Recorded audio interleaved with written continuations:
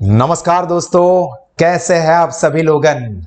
मैं हूं आपका दोस्त, आपका टीचर, आपका गाइड भाविन सर। और फिर से आप सब लोगों का मैं हार्दिक स्वागत करता हूं आपके साहस इंस्टीट्यूट ऑफ कॉमर्स में personalize advance and high tech digital classes. दोस्तों, इस वक्त हम लोग हमारे टीवाई बीकॉम के सेमेस्टर नंबर 5 के सब्जेक्ट ऑडिट का यूनिट नंबर 1 जो है उसकी सुपर प्रिपरेशन कर रहे हैं। और इस यूनिट नंबर 1 के इस थर्ड पार्ट में हम लोग बहुत ही इंपॉर्टेंट टॉपिक डिस्कस करने वाले हैं, जो कि आपको डिस्क्रिप्टिव एग्जाम के लिए भी और एमसीक्यू एग्जाम के लिए भी काफी इंपॉर्टेंट रहेगा। तो आप सब लोग हमारे साथ स्टडी पैम्पलेट को रखें, साथ में पेन पेंसिल हाइलाइटर रखें और मेरे साथ साथ इस छोटे से सेशन के सारे कॉन्सेप्ट को आप अपने माइंड में क्रिस्टल क्लियर कर दोगे। तो चलिए दोस्तों शुरू करते हैं। और आज के सेशन में हम लोग सबसे पहले डिस्कस करने वाले हैं एडवांटेजेस ऑफ ऑडिट के बारे में। मतलब कि ऑडिट करने के क्या एडवांटेजेस है, या फिर क्या मेरिट्स है, या तो फिर क्या बेनिफिट्स है। ये कोई भी नाम से ये क्वेश्चन आपको आ सकता है। तो यहां पर 3 पार्टी के एंगल से हमको ऑडिट के एडवांटेजेस समझने हैं, जिसमें सबसे पहले हम लोग डिस्कस कर रहे हैं advantages from view point of businessman. मतलब जो बिजनेसमैन है, बिजनेस का ओनर है, उसी को ऑडिट करवाने के क्या फायदा होगा, क्या फायदे मिलेंगे। ऑडिट मतलब अपने हिसाबों को, अपने अकाउंट्स और फाइनेंशियल स्टेटमेंट्स को चेक करवाना। तो यहां पर देखो, audited account is helpful for getting loan, ये इंपॉर्टेंट वर्ड है, फ्रॉम द बैंक और फाइनेंशियल इंस्टीट्यूशन। मतलब अगर बिजनेसमैन है, बिजनेसमैन को बैंक या किसी और फाइनेंशियल इंस्टीट्यूशन से लोन चाहिए, तो अगर वो ऑडिटेड फाइनेंशियल स्टेटमेंट्स दिखाता है तो उससे बैंक के पास से इजीली, आराम से उसको लोन मिल जाता है। Then second advantage to businessman is detection and prevention of errors and fraud। यानी कि जो एरर होती है और फ्रॉड्स होते हैं उसको डिटेक्ट कर सकते हैं। डिटेक्ट करना मतलब ढूंढ सकते हैं, और उसको प्रिवेंट कर सकते हैं। प्रिवेंट करना मतलब रोकना, स्टॉप। तो यहां पर एरर को आप डिटेक्ट कर सकते हो, यानी कि फाइंड कर सकते हो, और साथ में उन एरर्स और फ्रॉड को रोक भी सकते हो। Then audited accounts believes to be true by the income tax and government department। मतलब ऑडिटेड फाइनेंशियल स्टेटमेंट जो होते हैं वो सारे के सारे सही है, ऐसा इनकम टैक्स डिपार्टमेंट और बाकी की जो गवर्नमेंट एजेंसीज है वो मानती है, एक्सेप्ट करती है। मतलब उसकी रिलायबिलिटी ऑटोमेटिकली बढ़ जाती है। देन यूजफुलनेस और useful for settlement of the fire claim, या और कोई भी क्लेम है तो उसके सेटलमेंट के लिए ये ऑडिटेड फाइनेंशियल स्टेटमेंट्स हमेशा चेक किए जाते हैं। मतलब इंश्योरेंस के क्लेम के सेटलमेंट के लिए ऑडिटेड फाइनेंशियल स्टेटमेंट बहुत जरूरी है, यानी कि ऑडिट बहुत जरूरी है, तो ही जो बिजनेसमैन है उसको अपने क्लेम की अमाउंट मिलेगी। Then fifth, get useful for getting agencies and franchises. मतलब बिजनेसमैन को अगर एजेंसीज लेनी है या एजेंसीज देनी है, एजेंसी या फ्रेंचाइजेस रिसीव करनी है या देनी है, गिव करनी है, तो उसके लिए भी ऑडिटेड फाइनेंशियल स्टेटमेंट्स देख के पता चलेगा कि इस बिजनेस में कितना सेल्स होता है, कितना प्रॉफिट मार्जिन है, कितना ग्रोथ रेट है। तो उसके हिसाब से हम फ्रेंचाइजी लेने के या देने का काम कर सकते हैं। देन ऑडिटेड अकाउंट्स मेन चीज है बिल्ट रेप्यूटेशन। ऑटोमेटिकली हमारी रेप्यूटेशन, हमारी इमेज बढ़ेगी। क्यों? क्योंकि हम लोग ऑडिट करवाते हैं, चेक करवाते हैं, क्योंकि हमारी सारी चीजें सही है, तो लोगों का ऑटोमेटिकली भरोसा बढ़ जाएगा। भरोसा बढ़ेगा तो हमारी रेप्यूटेशन भी क्या होगी, इंक्रीज हो जाएगी। And seventh, if the books of accounts are audited, then accounting staff maintain books of accounts up to date। मतलब अगर पता है कि जो भी अकाउंट हम लोग बनाने वाले हैं उसका time to time auditor audit करता ही है, तो यहां पर जो अकाउंटिंग स्टाफ है वो भी books of accounts up to date maintain करके रखेंगे, क्योंकि उनको पता है कि ये टाइम पीरियड खत्म होने के बाद ऑडिट के लिए जाएगी। अगर हमने इनकम्प्लीट रखा है तो ऑडिटर यानी कि चार्टर्ड अकाउंटेंट पकड़ लेगा कि भाई ये तो अकाउंट का वर्क ही कंप्लीट नहीं हुआ है, तो हम लोग अकाउंटेंट पकड़े जाएंगे कि हम लोग अपना काम नहीं कर रहे। तो ऑडिटिंग की वजह से क्या होता है कि जो अकाउंट डिपार्टमेंट है वो भी अपना जो काम है यानी कि बुक्स ऑफ अकाउंट्स है उसको अप टू डेट मेंटेन करके चलता है। क्लियर हुआ? तो ये 7 एडवांटेजेस या मेरिट्स या बेनिफिट्स थे from business point of view of auditing. Clear? अभी दोस्तों हम लोग बात करते हैं advantages of audit from point of view of investor. Investor मतलब कौन? जो बिजनेस में पैसा लगाता है वो। तो यहां पर देखो, जो इन्वेस्टर है वो ऑडिटेड फाइनेंशियल स्टेटमेंट देखेगा तो सबसे पहले तो उसके माइंड में वो क्लियर हो जाएगा कि जो भी कंपनी बुक्स ऑफ अकाउंट्स यानी कि फाइनेंशियल इंफॉर्मेशन प्रेजेंट कर रही है वो सब सही है। तो it protect the interest of the share holder. जो शेयर होल्डर है ना, उनका इंटरेस्ट प्रोटेक्ट होगा। क्यों? क्योंकि उनको पता है कि वो जो भी चीजें देख रही है वो बिल्कुल सही है। मतलब अपने डिसीजन वो फेयर इंफॉर्मेशन पे ले पाते हैं। It imposes a moral check of the management. Management के ऊपर एक मोरल, नैतिक चेकिंग मुकी देते हैं ताकि मैनेजमेंट सारी चीजें अच्छे से मेंटेन करके रखे। क्योंकि अगर वो मेंटेन नहीं करेंगे तो उनको पता है कि ऑडिट में तो वैसे भी हम लोग पकड़े जाएंगे, तो एक काम करते हैं ना, पहले से ही ईमानदारी रखते हैं। तो ये एक मोरल चेक रख देता है।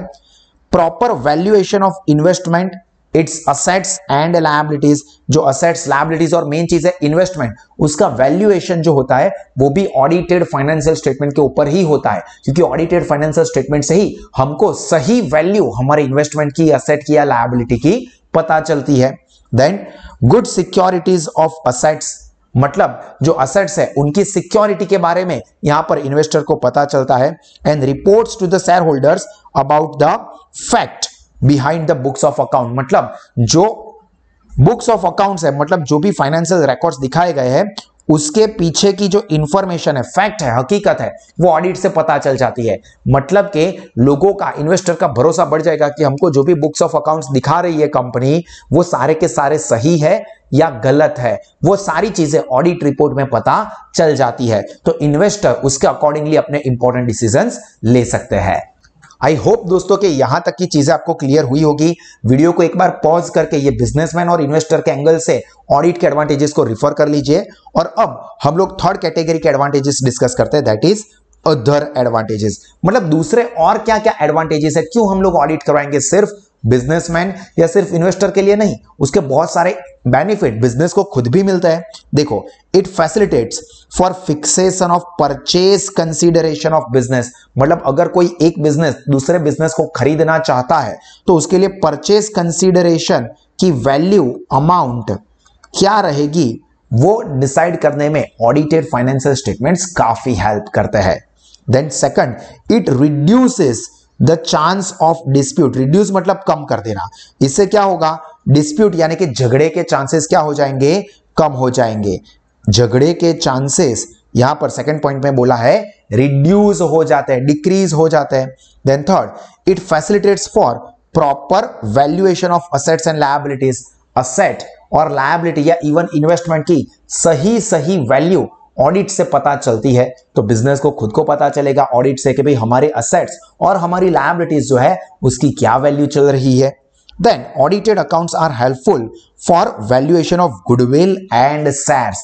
बिजनेस की गुडविल क्या है, बिजनेस के शेयर की वैल्यू क्या है, वो डिसाइड करने में भी ऑडिटेड फाइनेंशियल स्टेटमेंट्स ही हेल्प करते हैं। तो ऑडिट गुडविल और शेयर की वैल्यू डिसाइड करने में भी हेल्प करता है। देखो, पहला परचेज कंसीडरेशन, मेन वर्ड्स आप लोग दोस्तों याद रखना। परचेज कंसीडरेशन की प्राइस के लिए जो डिस्प्यूट के चांसेस है वो कम हो जाएंगे। गुडविल, सॉरी, पहले यहां पर असेट्स और लायबिलिटीज की वैल्यू और यहां पर गुडविल और शेयर्स की वैल्यू पता चलती है। Then facilitates listing of share. Facilitate करना मतलब हेल्प करना, असिस्ट करना। तो कंपनी के शेयर को स्टॉक एक्सचेंज पे जो लिस्टिंग करवाना है, रजिस्टर्ड करवाना है, उसमें भी ये फाइनेंशियल स्टेटमेंट्स हेल्प करते हैं। क्योंकि सेबी या जो स्टॉक एक्सचेंजेस है, जैसे कि एनएससी हो गया अपना नेशनल स्टॉक एक्सचेंज, या तो बीएसई हो गया यानी कि बॉम्बे स्टॉक एक्सचेंज, तो वो कंपनी के ऑडिटेड फाइनेंशियल स्टेटमेंट्स को देखने के बाद ही कंपनी के शेयर को लिस्ट करते हैं। And settle the dispute of the workers for wages और बोनस। मतलब कि जो वर्कर के डिस्प्यूट है, डिस्प्यूट यानी कि झगड़े, प्रॉब्लम्स, कंप्लेन और प्रॉब्लम, वो सब ऑडिटेड फाइनेंशियल स्टेटमेंट से इजीली क्लियर आउट हो सकते हैं। तो ये सारे एडवांटेजेस है ऑफ ऑडिट। तो वीडियो को पॉज करके कम से कम 2 या 4 बार ये सारे पॉइंट्स को अपने माइंड में बोलो, मेन वर्ड्स को रफ में नोट डाउन कर लो। अगर आप ये चीजें करोगे तो ही याद रहेगा। आप सिर्फ मुझे सुन लोगे तो आपको कॉन्सेप्ट क्लियर होगा, बट आपको एग्जाम में लिखना भी है। तो वीडियो को पॉज करें और इतनी चीजों को अच्छे से अपनी नोटबुक में नोट डाउन कर दीजिए। चाहे मेन वर्ड्स को समरी फॉर्म में लिखो चलेगा, एग्जाम में आप सेंटेंस बना देना, बट फिलहाल आप याद करके एक बार इसको जरूर जरूर जरूर लिखें। क्लियर? और ये आप कर लेते हो तो इसके बाद हम लोग डिस्कस करने वाले हैं हमारा एक बहुत ही important topic, and that is qualities of good auditor. Audit करने वाले पर्सन को हम कहते हैं ऑडिटर। तो हम किसको एक अच्छा ऑडिटर मानेंगे? उसके क्वालिटीज या तो एट्रीब्यूट्स, एट्रीब्यूट्स के नाम से भी आ सकता है, या फीचर्स, या तो फिर कैरेक्टरिस्टिक्स ऑफ गुड ऑडिटर। इस तरह से ये क्वेश्चन आ सकता है, बट ये क्वेश्चन मैं आपके साथ डिस्कस करूं इससे पहले मैं बता दूं दोस्तों कि आप या आपके कोई भी फ्रेंड्स कॉमर्स स्ट्रीम में, चाहे 11th 12th हो, FY SY TY BCom of MS university हो, या CA या CS के लिए बेहतरीन एक्सीलेंट एजुकेशन अवेल करना चाहते हैं, तो सास इंस्टीट्यूट अलग अलग स्टडी ऑप्शंस देता है, जिसमें पहला है offline smart classroom study program, दूसरा है ऑनलाइन लाइव वर्चुअल क्लासेस, जिसमें आप कहीं से भी हमारे जो ऑफलाइन क्लासेस है उसमें आप डायरेक्ट कनेक्ट हो सकते हैं, आपको ऐसा ही फील होगा जैसे आप हमारे क्लासरूम में ही बैठे हो। और तीसरा और स्टूडेंट का फेवरेट है साहस स्मार्ट स्टडीज ऐप। तो आप अपने सारे दोस्तों को जरूर सजेस्ट करें कि साहस स्मार्ट स्टडीज ऐप को गूगल प्ले स्टोर से डाउनलोड कर दे और उसमें सभी कोर्सेज के जो डेमो कंटेंट रखे उसको देखे, ताकि उसको पता चले कि हमारा क्वालिटी ऑफ एजुकेशन कैसा है और कितनी कम फीस हम लोग चार्ज करते हैं। चलिए अब हम लोग बात करते हैं क्वालिटीज ऑफ गुड ऑडिटर्स। बहुत सारी क्वालिटीज है और बहुत सिंपल भी है। आप लोग आपके हिसाब से जो भी 10-12 पॉइंट याद रहते हैं वो याद रखने की कोशिश करोगे। देखिए सबसे पहली quality, sound knowledge of accounting and auditing. देखो फॉर एग्जांपल मैं एक चार्टर्ड अकाउंटेंट हूं जो कि ऑडिट का काम करने वाला हूं। फॉर एग्जांपल ये मिस्टर बी है, हु इज अ CA, वो खुद एक चार्टर्ड अकाउंटेंट है। तो उनके अंदर कौन सी क्वालिटी होनी चाहिए? CA है यानी कि वो ऑडिटर है।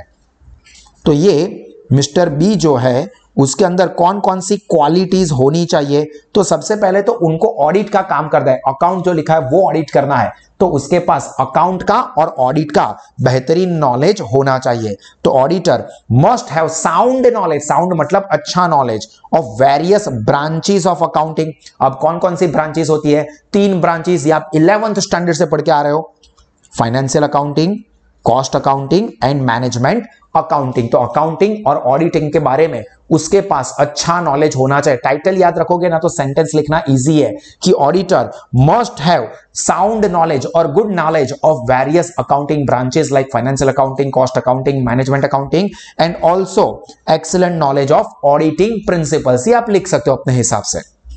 Then second, ability to grasp technical details. देखो इसके पास टेक्निकल चीजें को भी समझने की क्वालिटी होनी चाहिए। Auditor should be able to grasp quickly, able to grasp quickly मतलब जल्दी से समझ जाता है technical details of business whose account he is auditing. मतलब जो भी बिजनेस का वो ऑडिट कर रहा है उसके पास इतना नॉलेज होना चाहिए कि वो बहुत जल्दी से वो जो बिजनेस का ऑडिट कर रहा है ना उसके बारे में उसको सारी चीजें पता चल जाए। अभी देखो चार्टर्ड अकाउंटेंट तो वो ऑडिट का काम करता है, वो कोई बिजनेस नहीं कर रहा है। अभी उसको फॉर एग्जांपल कोचिंग क्लास का भी ऑडिट आ सकता है, कोई केमिकल बनाने वाली कंपनी का भी ऑडिट आ सकता है, कोई शोरूम का भी ऑडिट आ सकता है। तो हर एक बिजनेस अलग अलग लेवल के होते हैं। तो यहां पर ये जो ऑडिटर है वो उतना शार्प होना चाहिए कि वो बहुत ही जल्दी से हर एक बिजनेस की क्या टेक्निकलिटी होती है उसको समझ जाए। Then third, legal and commercial knowledge. उसके पास जो अलग अलग कॉमर्शियल लॉज होते हैं, जैसे कि फॉर एग्जांपल अपना हो गया मर्केंटाइल लॉ, तो ये सारे कॉमर्शियल और लीगल जो लॉस होते हैं उसके बारे में भी उसको पता होना चाहिए। इसीलिए आप देखो कि कोई स्टूडेंट चार्टर्ड अकाउंटेंसी का या कंपनी सेक्रेटरी का कोर्स पढ़ता है ना तो उसको बहुत सारे लॉज भी पढ़ने को आते हैं, क्योंकि ऑडिटर को ये सब लॉ के बारे में पता होना चाहिए। देन उसके बाद अभी आपको कुछ याद ना रहे तो मेरे सारे फीचर्स आने वाले हैं। ऑनेस्ट मतलब जो ऑडिटर है ही मस्ट बी ऑनेस्ट, ईमानदार होना चाहिए। मतलब वो खुद स्कैम करता हो, वो खुद हर्षद मेहता का अवतार हो और उसको ही ऑडिट करने के लिए दोगे तो अभी भैया बिल्ली को दूध की रखवाली करने दोगे तो बिल्ली तो दूध चाट ही जाएगी ना। तो यहां पर जो ऑडिट करना है वो ऑडिटर कैसा होना चाहिए? ईमानदार होना चाहिए। Then he must not be influenced मतलब किसी के पावर के अंडर में, स्पेशली डायरेक्टर के अंडर में डर जाए, उनसे इन्फ्लुएंस हो जाए। अभी वो डायरेक्टर है कंपनी का, भाई हम तेरे को ऑडिट का काम करने के लिए अपॉइंट कर रहे हैं, 5 लाख का आपको काम देने वाले, अच्छे से अपने बारे में सारी अच्छी अच्छी चीजें लिखना, वरना तेरे को निकाल देंगे और दूसरे ऑडिटर को रख देंगे, ठीक है, 5 लाख रुपए देने वाला हूं। ऑडिटर बोलेगा चल चल तू मेरे को डराएगा, मैं इंडिपेंडेंट हूं, तू मेरे को डराएगा ना तो मैं तेरा गलत रिपोर्ट लिख दूंगा, जो भी सही होगा ना वही मैं लिखूंगा, मैं तेरे डर से मेरे काम को डिस्टर्ब नहीं करूंगा। वो कैसा होना चाहिए, किसी और के पावर या डर से इंफ्लुएंस ना हो वैसा। Must not be influenced by the person directly और इनडायरेक्टली, मतलब या तो डराई धमका या पैसों की लालच दे दे, तुम मेरे को साम दाम दंड भेद जो भी अपनाना चाहो अपना दो, मैं मेरी जो ड्यूटी है वो ईमानदारी से ही डिस्चार्ज करूंगा। Then clever, alert and cautious, वो बहुत ही स्मार्ट होना चाहिए मेरे जैसा। अलर्ट, कॉशियस मतलब उसको सारी चीजें समझ में आ जानी चाहिए। अगर कोई चीजें को, इंफॉर्मेशन को छुपाने की कोशिश कर रहा है, बेटा रख दे फाइल, मेरे को पता चल रहा है तू कौन सी फाइल लेके जा रहा है, चल रख दे। क्लेवर, स्मार्ट एंड कॉशियस होना चाहिए। ही मस्ट बी करेजियस। करेजियस का मतलब क्या होता है दोस्तों, आपको पता ही है, आप जिसमें पढ़ रहे हो वही, साहसिक होना चाहिए। डर नहीं है, डरना नहीं है, पूरा काम ईमानदारी से करूंगा। Auditor must have courage to discharge his duties faithfully, ईमानदारी से सारे काम में करूंगा, मैं डरता नहीं हूं किसी से। He should not surrender to the wishes of director. Director बोल रहे कि देखो भाई अपना रिपोर्ट है, मैंने 5 करोड़ का घोटाला किया है, पर ये सब इंफॉर्मेशन बाहर नहीं आनी चाहिए, ठीक है। आपने जो भी गलत किया होगा ना वो मैं सारी चीजें फेथफुली प्रेजेंट कर दूंगा, मैं आपसे डरने वाला नहीं हूं या आपको सरेंडर नहीं होऊंगा।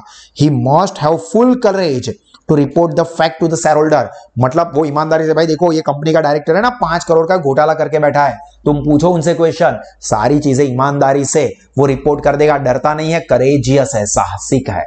क्लियर, तो ऑडिटर के अंदर ये क्वालिटी होनी चाहिए। Then next, he is ready to resign, मतलब वो डायरेक्टर ऐसा बोल रहा है, अगर तुम मेरे ये स्कैम के बारे में शेयर होल्डर्स को बता दोगे ना तो हम ऑडिटर को चेंज कर देंगे, 5 लाख का काम तुमको दे रहे हैं, दूसरे ऑडिटर को रख देंगे, ये ले रेजिग्नेशन तेरे मुंह पे मारता हूं, मेरे को 5 लाख का डर नहीं है, मेरे पास हजारों क्लाइंट है, मेरे पास लाखों क्लाइंट है जो कि लाखों रुपए की फीस देते हैं, तेरे 5 लाख रुपए से मेरे को कोई फर्क नहीं पड़ने वाला है, मैं ऑडिटर हूं, बहुत पैसे कमाता हूं। तो वो चल तू मेरे को गलत काम करने के लिए बोल रहा है ना, नहीं करूंगा, ये ले मेरा रेजिग्नेशन, मैं चला दूसरी कंपनी में। तो वो रेडी होना चाहिए, नहीं नहीं यार प्लीज मेरा 5 लाख रुपए, मेरे को पैसा नहीं मिलेगा तो मैं काम कर देता हूं, ऐसा नहीं, ठीक है, ready to resign. Then next, keep secrecy of the client. देखो ये भी ध्यान रखना है कि ऑडिटर के पास क्लाइंट की सारी इंफॉर्मेशन होती है, तो वो भी गलत नहीं होना चाहिए। मतलब क्लाइंट, मेरे को पता है तूने कहां कहां कितने कितने पैसे छुपाए, बताओ इनकम टैक्स डिपार्टमेंट को करूं कॉल, या मेरे को तूने जो 10 करोड़ छुपाए ना उसमें से 2 करोड़ दे दे, वरना इनकम टैक्स डिपार्टमेंट को कॉल करूंगा, ऐसा नहीं करना है। मतलब हाँ, उसकी गलत चीजें सामने आती है तो रिपोर्ट में मेंशन करो, पर उसकी इंफॉर्मेशन को सीक्रेट भी रखनी है। उसने सही तरीके से जो भी पैसा जहां से बनाया, उसकी जो स्ट्रेटेजी है मैं दूसरों को बता दूंगा और उनके पास से पैसे ले लूंगा कि देखो ये इस तरह से पैसे कमाता है, नहीं, सारी इंफॉर्मेशन उसको सीक्रेट रखनी है, क्लाइंट की इंफॉर्मेशन को सीक्रेट मेंटेन करना है।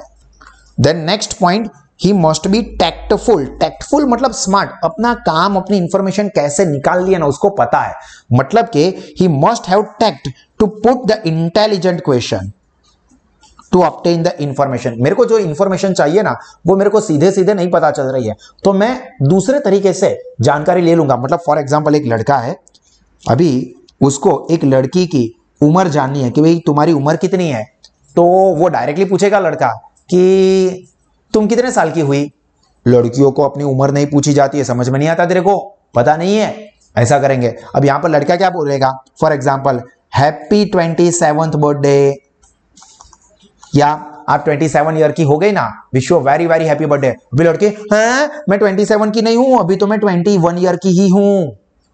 पता चल गया ना उसको जो जानना था। वो क्या किया, उसने टैक्ट का इस्तेमाल किया, मतलब उसको जो जानकारी चाहिए ना वो टैक्टफुली स्मार्ट तरीके से निकाल लेगा। अभी मैंने जो बताया उसका प्रैक्टिकल लड़के लड़कियों की इंफॉर्मेशन निकालने के लिए मत करना भाई। Then he must not have suspicious mentality, मतलब पहले से ही ऐसा मान के ही चलता है मैं ऑडिट कर रहा हूं ना, सब लोग साले निकम्मे होते हैं, सब लोग साले चोरी होते हैं, सब लोगों ने गफला किया होगा, ये सारी की सारी चीजें वो मुझे दिखा रहे हैं ना वो गलत ही होगी, ऐसा सस्पिशियस नहीं रखना है। उसको ये भी पता होना चाहिए कि लोग ईमानदार भी होते हैं। मैं एज अ टीचर मैं सप्लीमेंट्री चेक करता हूं आप लोगों की, तो मैं ऐसे साले स्टूडेंट्स तो कुछ लिखते नहीं है, सब गप्पेबाजी करते हैं, कुछ आता नहीं है, ऐसा मैं सोच के चेकिंग नहीं करूंगा। स्टूडेंट्स प्रिपरेशन करके भी आते हैं, कुछ अच्छे से भी लिखते हैं, तो मुझे सस्पिशन कुछ भी नहीं रखना है। He must be reasonable. देखो नेक्स्ट पॉइंट क्या है, रीजनेबल। इसमें क्या कहा है, तो auditor must be prepared to hear the arguments and to correct himself is necessary. मतलब ऐसा नहीं है कि मैं सब कुछ जानता हूं, मैं ऑडिटर हूं, मैं चार्टर्ड अकाउंटेंट हूं, मैं जो बोलूं वही सही, मैं सब कुछ जानता हूं। नहीं, आप मुझे इंफॉर्मेशन दो, अगर मैं गलत हूं तो मैं एक्सेप्ट कर लूंगा, रीजनेबल बंदा हूं। ऐसा नहीं है कि मैंने जो कहा वही सही, अगर मैं कुछ गलत हूं, अगर मुझे कोई करेक्ट करता है और वो सही है तो I am ready to accept. Then ability to write good report, मतलब सारी चीजें चेक करने के बाद उसको अच्छे से रिपोर्ट लिखना भी आना चाहिए। Ability to write correct, clear and concise report. Concise मतलब ब्रीफ, मतलब ऐसा नहीं कि अननेसेसरी खींचता जा रहा है, ऐसा नहीं होना चाहिए। सिस्टमैटिकल एंड मैथोडोलॉजिकल, मतलब क्या है कि वो अपना काम सिस्टमैटिकली मेथड को फॉलो करके स्टेप टू स्टेप करेगा, प्रोसेस में स्टेप टू स्टेप। ऐसा नहीं कि मन में जो आया वो करने का काम शुरू कर रहा है, अब ये काम करो, ये फाइल पड़ी है, चलो ये फाइल देख लेता हूं, अभी यहां पर ये फाइल दिख रही है, ये फाइल चेक कर रहा हूं। नहीं, मेथड्स फॉलो करूंगा सिस्टमैटिकली। मेरे को पहले ये 4 फाइल चाहिए, मैं ये 4 फाइल चेक करूंगा, उसके बाद ये 3 फाइल और उसके बाद ये 10 फाइल लाना। सिस्टमैटिकली एंड मैथोडोलॉजिकली वो अपना काम करता होना चाहिए। देन महेंद्र सिंह धोनी जैसा होना चाहिए यार, कूल टेम्परामेंट, मतलब कोई इंफॉर्मेशन नहीं दे रहा है, गलत इंफॉर्मेशन दे रहा है और मैं ऑडिटर हूं, मुझे तो पता चल ही जाएगा कि ये गलत इंफॉर्मेशन दे रहा है। अबे तू मेरे को समझ क्या रहा है, मेरे सर पे यहां पर कुछ लिखा हुआ है क्या, साले ऐसा वैसा, मैं तेरा बाप हूं, मेरे को सब पता है अच्छे से। भाई तुम ये जो गलत कर रहे हो ना, मुझे पता है दोस्त, तुम सही सही रिपोर्ट दे दो ना अच्छे से। कूल टेम्परामेंट रखना है। अगर सामने वाला गलत इंफॉर्मेशन दे रहा है, गलत आर्ग्यूमेंट कर रहा है, गुस्सा कर रहा है, तो भी कैप्टन कूल, शांति से हैंडल करो। देन सीक गाइडेंस, अगर उसको कोई इंफॉर्मेशन में समझ में नहीं आ रहा है तो उसके जो भी क्लाइंट है या उसके स्टाफ है उसके पास से इंफॉर्मेशन लो। भाई आपके ये सेल्स रिपोर्ट तो मुझे दिख नहीं रहे, अब मुझे सेल्स रिपोर्ट दो या कहां से मुझे मिल जाएंगे, मुझे गाइड करो। तो गाइडेंस ले लेगा, जरूरी है तो उतना स्टाफ के पास है या क्लाइंट के पास है वो इंफॉर्मेशन मांगेगा। आइडियल मैन, हाँ यहां पर एक स्पेलिंग में करेक्शन कर देना, ideal, IDEAL, ideal and man of principle, सिद्धांतवादी। मतलब मैं अपने काम को किसी भी तरह से कॉम्प्रोमाइज नहीं करूंगा, पैसों की लालच या डर से मैं गलत काम करूंगा नहीं, मैं पूरा ईमानदारी से काम करूंगा। I am a man of principles. Then avoid delay, वो अपने काम में डिले अवॉइड करेगा। ऐसा नहीं हो रहा है कि वो अपने सारे के सारे काम जो है ना वो बहुत डिले कर रहा है, मतलब फ्रॉड पकड़ तो लिया पर वो फ्रॉड को रिपोर्ट करने में काफी डिले कर रहा है, तो उसको क्या नहीं करना है, must avoid the delay in the work. जो भी चीजें पता चल गई बता दो, ऐसा नहीं कि अभी पता चला 2-4 साल के बाद बताऊंगा, नहीं ऐसा नहीं होना चाहिए। And most important common sense, because we know that common sense is not common. तो यहां पर उसके पास कॉमन सेंस होनी चाहिए कि जिससे वो इंफॉर्मेशन हासिल कर सके। Able to decide how to act and can react at any particular moment, ऐसी सिचुएशन में किस तरह से एक्शन लेनी है, किस तरह से रिएक्शन देना है, कॉमन सेंस से लॉजिकली सोच के ये सारे काम करने हैं। क्लियर हुआ? तो यहां पर दोस्तों हमारे ये यूनिट 1 का जो 3rd पार्ट का सेशन है वो कंप्लीट हुआ। आई होप कि ये दोनों ही टॉपिक जो कि इंपॉर्टेंट है वो आपको क्रिस्टल क्लियर हो गए होंगे। इस वीडियो को आप अच्छे से एक और बार देखें, वीडियो को पॉज करके साहस नोट्स जो है उसमें से इन सारी चीजों को कम से कम 2 बार पढ़े ताकि सारे कॉन्सेप्ट क्लियर हो जाए। और इसी तरह के और एक्सीलेंट एजुकेशन चाहे आपको या आपके किसी भी जूनियर्स या भाई बहन को, चाहे वो 11th 12th कॉमर्स गुजराती है, इंग्लिश मीडियम है, FY SY TY BCom of MSU है या CA या CS के लिए अवेल करना है, तो सबको रेकमेंड करो कि वो आज ही गूगल प्ले स्टोर से साहस स्मार्ट स्टडीज ऐप को सब्सक्राइब करें। लोवेस्ट फीस पे best of the best quality के एजुकेशनल फीचर्स को एक्सपीरियंस करके अपना नॉलेज, अपना रिजल्ट और अपना करियर तीनों ही टेरिफिक लेवल पे बढ़ाए। Until then, this is me Bhavin Shah signing off. God bless you all. जय हिंद।